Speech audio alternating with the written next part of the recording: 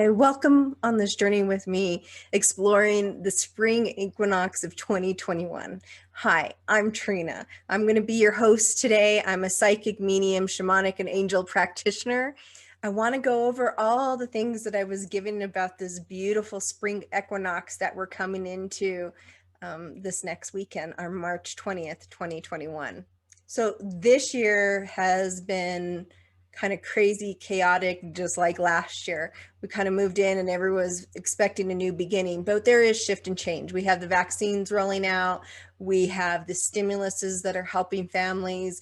We have a new way that we're going to start being able to see each other again and be together. This spring equinox actually has a very unique gift for us. It's the promise of balance. It's the promise of a time that instead of all this energy chaotic like this, that we're going to come more and like this together with the energy. It's a time of true energetic magic when the day and night are equal in length. It offers a powerful vibration and harmony between the time of creation, which is night, and the time of manifestation, which is day. The flow between the creation and manifestation are going to be seamless. This is a time that we can really connect to this energy because it's going to be in its almost purest form that we can get. I mean, our ancient ancestors knew this, and that's why you see so many ceremonies and rituals geared around this time. So we can tap into this vibration and source energy to help bring in balancing and harmony into our own lives. It is not just the sun and earth who are experiencing a point of balancing right now, but we ourselves are too. We are offered this beautiful gift of leaning into something new and moving into the earth's rhythms and cycles to use it for our own balancing our own way. When we connect to her energy, we're also connecting to the flow of her rhythm and the cycles of the universe and to the universal web. And so that's why it's so important to move into ritual and ceremony and do that connections with her, because we're all connected. When we choose to ignore these cycles, when we choose to not be involved or listening to, oh, it's just the spring equinox, you're going to feel off-centered and you're going to feel unbalanced. This energy moves within us. And so it's learning how to connect the two energies so we can flow simultaneously and find that balance together. The energy is going to move us from the long days to short ones. It's going to move us from the inward to the outward, from the stillness into movement, into flow. It's going to move us from dormancy to action, to move us and really encourage us to move into those places that we've been literally working through this last year with, those strong intentions that we've been calling forth and really been wanting to manifest in our lives. It's really going to help us move and step onto that path of actions with it. We're going to move from hibernation and reflection, because that's literally what this whole last year was about, was that inner deep reflection in our shadows and healing the deep wounded parts of us that we didn't either see or we kind of buried, and it really brought those to the surface and made us really go to a place of reflection and healing with it. It's going to be growth and an abundance as this energy is springing forth, being broken through. And it also represents our soul's journey from separation of what we believe is separation and darkness into oneness and light. The spring equinox is also when the day and the night are like equal lengths, just like I said.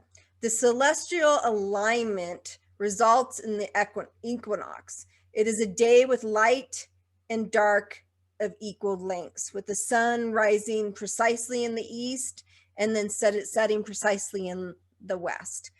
And here's a picture to kind of show what's going on astrologically with the sun. The term equinox comes from the Latin word equinoxium, meaning equality between day and night. The spring equinox also has another name. If you ever heard anyone refer it to the vernal equinox, it means the same thing. The vernal also comes from the Latin word meaning spring, right? Spring marks a time of transition and new beginnings. It is when the winter we go way deep inside for healing and that inner reflection. but it's now the time to move out of that inner reflection and that hibernation kind of place, and to move into this place of growth, this place of movement and action. You'll hear me say that word a lot, because literally the whole thing around spring is this huge movement of energy. Not only on the outsides of us, we can see, spring bringing forth from the ground and from, new life being birthed into this plane, but also that energy is moving within us because we're all connected. And so it's learning how to tap into that energy and use it to its best benefit for yourself and for your life moving forward. It's a time to be able to access the energetic gateway as the sun passes over the celestial equator. So it's the point of actions are being activated on the earth, and this energy swing towards its opposite pole. And this makes this huge gateway for us to be able to access these broader fields of energy and information. And this in turn triggers those points that I was talking about, us with moving our own inner points of energy within ourselves. So this is why it's such a huge time for manifestation, shifting, and change, and really bringing in strongly those intentions and seeds that we've been planting. It's actually a very strong time for meditation and ritual, because we're accessing that gateway. We're connecting to that energy with the earth and the universe, and we're pulling it in. And it's like I said, it's seamless, right? And it's going to be seamless on Saturday. So that is the best time to set these intentions. It's the movement into these actions. It's like germinating. The germinating seeds now is breaking through that casing, and it's about planting those ideas and germinating your ideas and inspirations and bring them into the light of the day and help them grow and sprout in every aspect of your life. How beautiful is that, right? It's a great time to start writing your plan, what you really want for yourself. What are your goals? What are those things that those dreams that you really want to start to embody? It could be starting that class that you want. It could be basic. It can be starting with art or cooking or anything like that. Anything that's moving you towards that action or dream. It could be a new job, and to call forth that relationship and embrace love in all its new forms or different ways. Because we always think love is a partnership, but it can be friendships. It can be community. It has so many different ways that it can sprinkle into your life. Don't be limited in how that looks. It can be in so many beautiful ways that we can walk with it. And it's a time to cut those final tethers, man. It's time, those attachments from old perspectives, from our old life, or the idea of what we thought it was or how it should be. Our old ideas about the world and politics and all that. This is a time to shed all that. And it's a time it can even be time that your spiritualism is shifting and changing in a different directions. I know for me, many of my beliefs about myself and my spiritual beliefs had drastically shifted in the last 6 months. And I have to grieve that part that used to be to what is it moving into now. And it's given it a choice to lay it down and release these tethers and move into a new way, a new day, a new way of being. This opens up the energy for a new path, new movements, new moments, new memories, new ways and perspectives. Wow, what an amazing way to move into that. It's a time for creation and celebrations, to tap into the inner energy that we also carry within ourselves, to celebrate the union of the lovers and celebration of friends, and nurture the gratitude for these amazing relationships in our lives. This last year taught us that more than anything, that it's our connections with each other's that matters the most. It's the connections with the ones we love and who we hold dear that matters the most. And the creation piece comes in to tapping into the energetic field to embrace the possibilities of something new. Yes, I know change can be scary. It can be unsettling, but so is being rooted in the same space. So is being stagnant and always accepting, well, this is what it is. No, it's not. This is a time to move in that action and shift the energy around you, to embrace something bigger and better than what you thought you could bring in. So before we move into the ceremony and rituals that we can do to help seed and germinate and break through that casing into our lives, I wanted to share a native story of how winter and spring, when they have to cross those paths, it's a native story. And it's the change of spring. It's that beautiful story of spring. It's a Chippewa legend. As an old man was sitting in his lodge by the side of a frozen stream, it was the end of winter, and the air was not so cold, and then his fire was nearly out. He was old and he was alone. His locks were white with age, and he trembled in every joint. Day after day passed, and he heard nothing but the sound of the storm sweeping before it came in with new fallen snow. One day, while he was drying, a handsome young man entered the lodge. His cheeks were red, his eyes sparkled.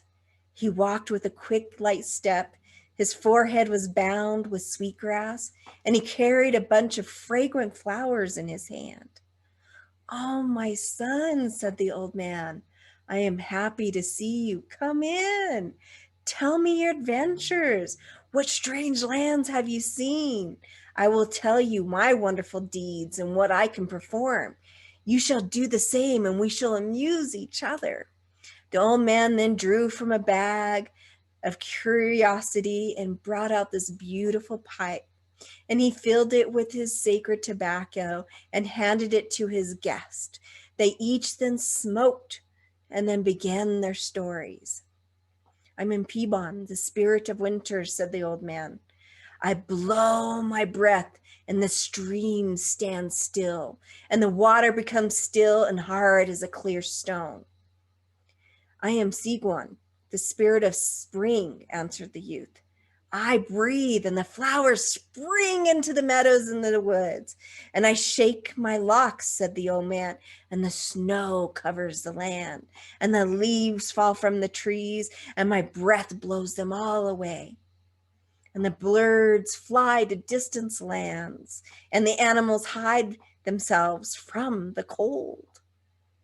"Well, I shake my ringlets," said the young man, "and the warm showers of the soft rains fall upon the earth, and the flowers lift their heads from the ground, and the grass grows thick and green. My voice recalls the birds, and they come sing joyfully from the southland. The warmth of my breath unbinds the streams, and they sing the songs of summer. Music fills the groves wherever I walk, and all nature rejoices." And while they were talking, a wonderful change took place. The sun began to rose, and a gentle warmth stole over the space. Peabon, the spirit of winter, became silent. His head drooped. And then the snow outside the lodge melted away, and Segor, the spirit of spring, grew more radiant and more joyful to his feet. The robins and the bluebirds began to sing on the top of the lodge, and the stream murmured past the door, and the fragrance of the opening flowers came softly on the breeze. The lodge faded away, and Peabon sank down and became part of the earth into the tiny streams of water, and then vanished under the brown leaves of the forest. Thus the spirit of winter departed, and where he melted away, the children came and played with the blossoming flowers, fragrant and delicately pink, and the beauty of spring arose. Oh my God, don't you just love that story? I think what a great way to bring in spring, to acknowledge it with a story. Stories keep our history moving. They keep us connected. And just like the stories, it talks about how winter and spring come together for a moment to meet and share their stories of each other in a place of friendship. And when you ever share a pipe with someone, it's very sacred. And what a sacred way to bring in that new energy. And there was no animosity, there was no competition. They both acknowledged the beautiful essence of each other. That's one of the reasons I love this story. So, beautiful ways to embrace this beautiful spring equinox. First, indoors, release the heaviness of winter by cleaning out your home. Declutter, spring clean. Get rid of things that no longer serve you, you no longer need or use. This is a time to do it. I literally have been collecting boxes from all of our deliveries and been working on it the last few weeks. I probably have about 4 to 5 boxes I'm going to be donating and releasing and getting rid of. And if you feel like there's value on there, go on eBay, sell those items. You know, Facebook Market, there's other ways to move that out of your space. So this next piece, we're going to do an egg manifestation ritual. And why an egg? Well, eggs have long been very sacred to represent fertility, renewal, rebirth. Our ancient ancestors used to say the earth itself was hatched from an egg and that the egg carried the power of creation. When we use Olympias, we'll use eggs to pull out negative energy in the body and the energetic field. And it's very balancing, it's very clearing.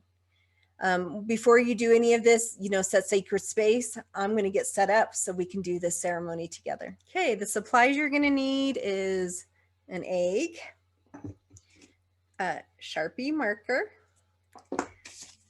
flower seeds, your beautiful sacred sage, and a small shovel. My shovel's kind of buried right now out in the snow because we just got that beautiful snowstorm in Colorado. We set sacred space. You get your little sage, burn it.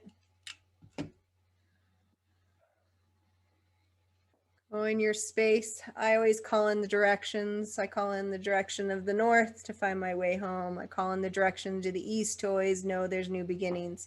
I call in the directions of the south for the healing within inside of my ancestors. And I call in the directions of the east to always know that there's a connection to the universal source and web. I call Father above and Mother below.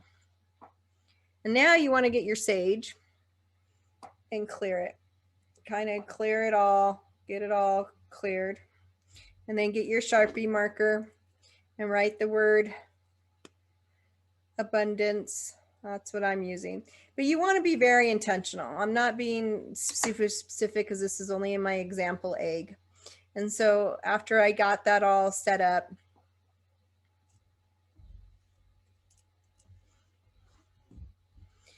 and then we want to call in your helping spirits, the people that, you know, the energy that helps you, you know, who does that look like? Is it ascended masters? Is it your spirit guides? Is it your angels? Is it, you know, who is that? You know, universal source itself, you know, call that in as you're getting ready to work with this egg. And you get the egg and I get the seeds too at the same time. And I put them in between my hands.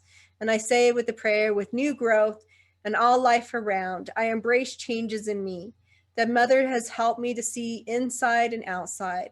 And I call my gifts to grow with the planting of these seeds in this egg. And I give gratitude for these blessings that they will come in and sprinkle inside my life and interweave with all the parts of me in my relationships, in my work, in all my bodies, my physical, my mental, my emotional, and spiritual bodies. And for this, I give thanks. Ahoy. And then you're going to take this egg and you can go bury it in the ground. Tradition usually has it that you bury it by your front door, that you go bury it, you know, someplace that is close to you so you can nurture and carry it, because you're going to be taking care of these seeds and that egg is going to be giving it the nutrients that it needs to grow. And so it's very intentional that you plant it somewhere that you can nurture and take care of it. If you're in an apartment, you can still do this. You can get a potted plant and do it in there and put it and just set the intentions every day. And just remember when you see it growing that you have to nurture and carry it, just like we have to nurture and carry our dreams and move it into action. Thank you again for doing this journey with me with the spring equinox. It's one of my favorite ceremonies to celebrate. Also, my son was born on March 20th. And I always say when he came into my life, I saw the sun for the first time. And it's because he brought so much light into my life in a new direction and a new way of seeing things. And so I hope this spring equinox does the same for you. I hope it brings a new light, a new perspective, a new energy to be sprinkled in all the aspects of your life. Coming, if you like this video, don't forget to subscribe, hit the subscribe button, check out my online store. We got plenty of products, protection things, anything for ceremony and rituals. Coming soon, I got a gratitude journal that is going to be engaging, that you can color and work through and really engage those pieces of gratitude into your life. So hopefully soon Amazon will be approving that, so that's coming soon. So I'm excited for this new journey and things. Coming up soon is the Divine Heart work class that we're going to do and move through. We're going to working with those inner parts of our heart chakra to work through those woundings with the mother-father wounding, with our limiting beliefs, and then move into the potentials that we can work with our heart chakra and how to manifest bigger and better things into our life. Always in gratitude and blessings. Namaste. Take care.